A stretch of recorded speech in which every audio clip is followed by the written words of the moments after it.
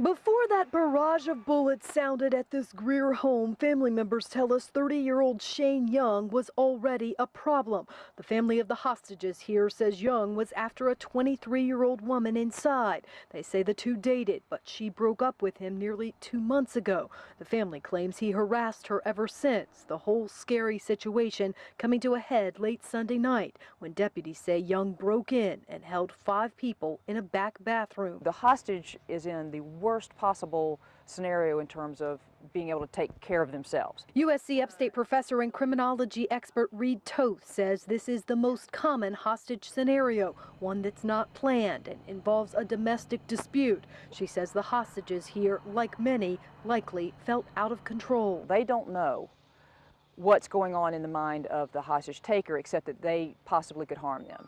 They also don't have the information from the law enforcement side as to what the plan for the negotiation and the release is. It was several hours before a SWAT team broke down the door and freed the family. They tell us Young threatened to shoot all of them before it was done. Not uncommon, Toth says, of a hostage taker. They get to a point where nothing else seems like it will work and all they're focused on is the outcome. They're no longer caring about potential victims or even thinking about what might happen to them. Beyond the bullet wounds to some victims, the psychological harm to the hostages can be costly.